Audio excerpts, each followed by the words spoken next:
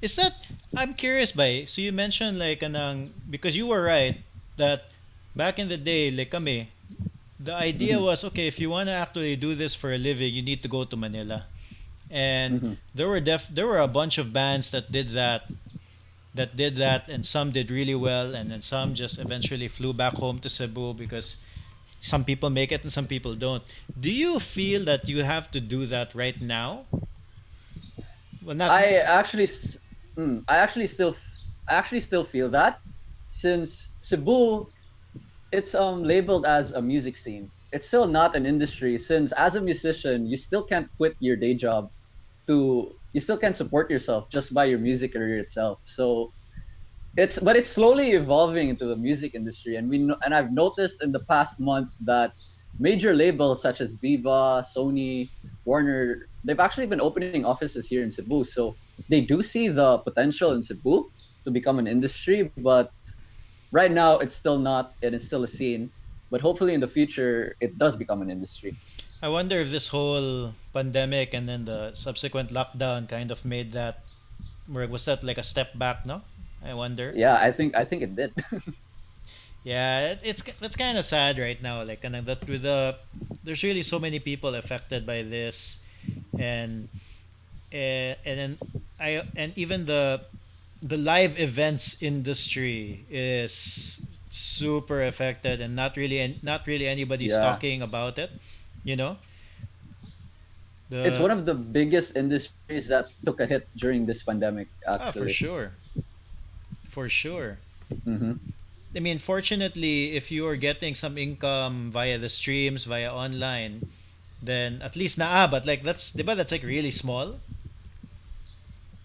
It's really small. I actually had a talk with other musicians as well, and I asked them what is your biggest source of income when it comes to making your music, and they mentioned that it's either your sponsored content in which like brands do sponsor you, like Nike sponsors you or something like that, or your corporate events in which corporations get you to play a gig. Like, for example, a big corporation has a media party and they hire you. That's a really big payout as well. But when it comes to like smaller gigs, it's not that sustainable.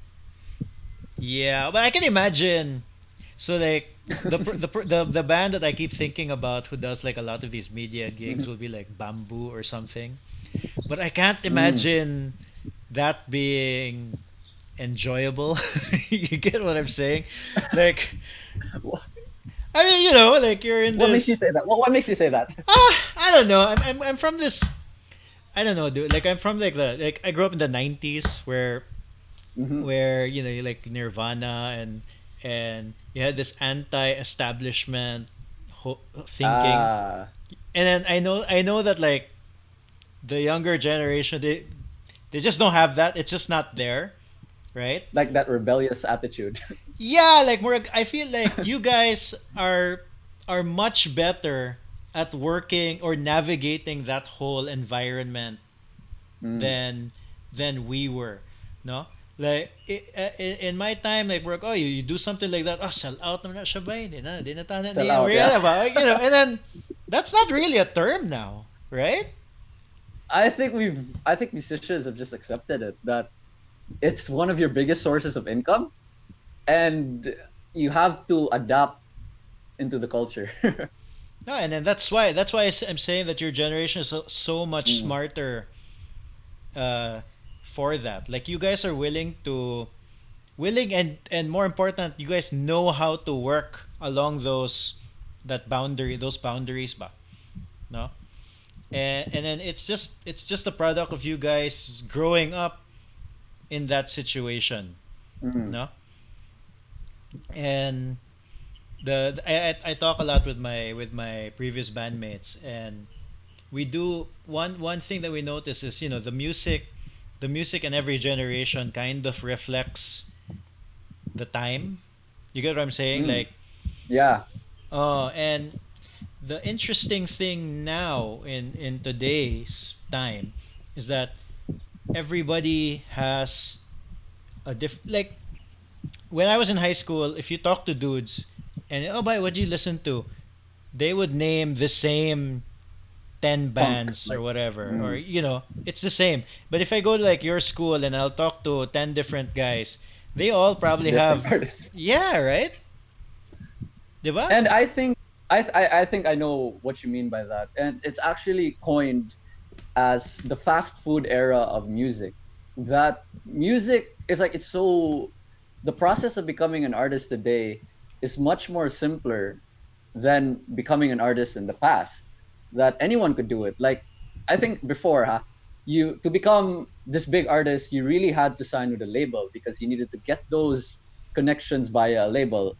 But now there are a lot of artists who are just going the indie route, and then they're still doing really good. That's true. What? Can you talk more Mm. about that? The fast food era of music. I've never heard that before. You've never heard that term. Okay, No. I actually have a really interesting example of that. Okay, so for example, I think you grew up in the punk era of music, right? Sure. Grunge, Or punk. like the rock. Yeah, yeah, the Yeah. rock. Yeah, that time. We How have like. long were Go mm, ahead. Go ahead. how long was like each song? Like how many minutes was it? 3, 4, 5 minutes maybe at most. Radio Okay, friendly. so radio friendly. Okay, so based on what you said that some songs would last up to 5 minutes, but now in this day and age, 5 minutes, that's too long. People's attention span is just too short. Hmm. Yeah, so that's why it's called the fast food era of music. And I noticed, Sad, with with like a lot of punk songs or like rock songs, that sometimes you have a really long intro, and that's just the guitarist just playing his piece, and then that's to highlight the guitarist himself as well. But now you as a musician, okay, your way to capture your audience is just in those first 15 seconds.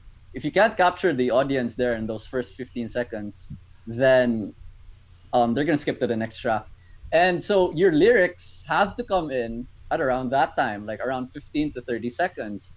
And I guess that's a result of really just streamlining the process of streaming. Because before, the way you used to consume music was via CD albums, right? Yeah. Yeah, yeah. And how much was a CD album before? Like 400 pesos, right? 400 pesos, 450. Yeah. 450. So that's a big investment. So you really had to enjoy, you really had to like make the most out of it. But now, how much is the CD album? You have an access to like all the songs already. Like all the songs are available. So like, why would I stick to one track when I can just skip to another one if I didn't like the first 15 seconds of that certain track? Yeah, And so that's that's why today it's really called the fast food era of music.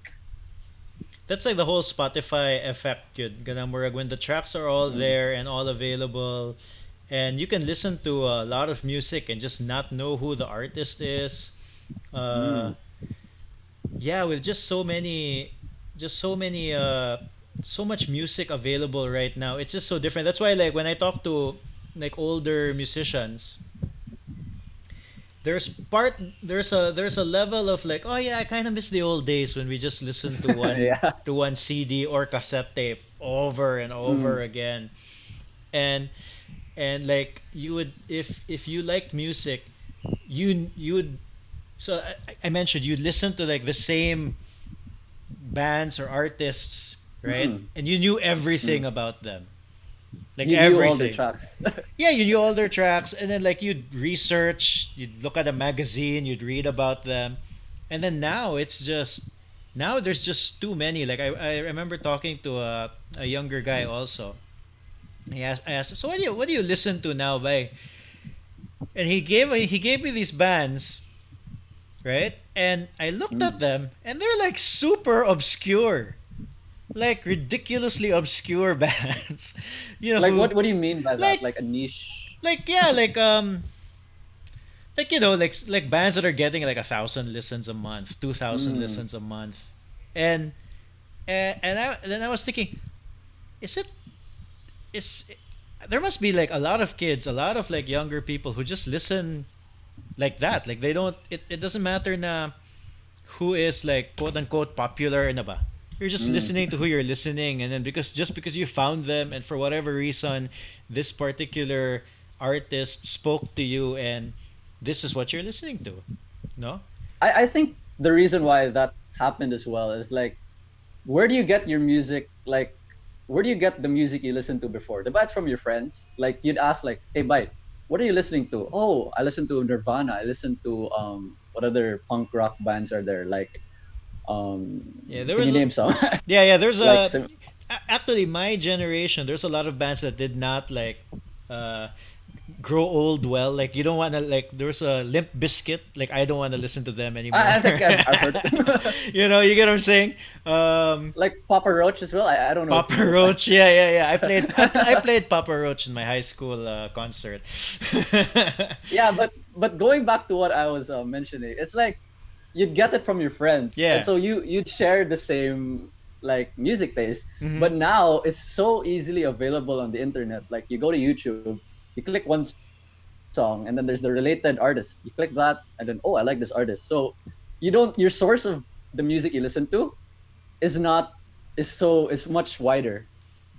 Yeah, you get what I mean. Yeah, for sure. No, I totally Mm. understand. Like that's why now that's why when I talk to younger people like you, younger musicians, I kind of want to get a sense of how they listen to music because it's very Mm. different compared to how we used to listen to music, and I'm sure it's very like my musical habits is super different from my parents' musical habits, right? And then that's just what's gonna happen, and I just want to make sure that one of the reasons why I like to talk to younger artists is I don't want to be the old guy saying, "Oh yeah, mas nindot man to namo before kay ani ano ba?" Like I want to get a sense of how you guys listen because every generation is different and every generation is important in their own way, right? I think many of them not that way, but in today's era, we call it like it's not really the album. The time for albums is not now. It's more of like a singles game because of people's attention span. So people just listen to just one single. Like that's our listening habit now. And I really observed this. Like one artist we were working with in Australia, he released an 18 track mixtape. And do you know what a mixtape is? Or I assume I know what it is, but now that you're asking me, I'm not. Why? What do you mean? yeah, a mixtape is like a less professional album. Okay. Like it's something that was compiled together, just a bunch of tracks put together under one project name, without a theme surrounding it. Okay, so back to this artist we were working with in Australia. He released an 18 track mixtape, and the amount of attention he got for that mixtape was just equivalent to another artist releasing just one single. So imagine this, okay? Put them 18 tracks. While this artist created one track in place for compared to that artist who did the 18 track, the difference in it, like in the listening habits of people. And in that mixtape, people just listen to one or two tracks, and then after that, they go to the next artist. And that's going back to what I mentioned, that this day and age is really the fast food era of music. We consume music at such a fast pace that we can't really have the time to enjoy an album or like really just let it seep into you.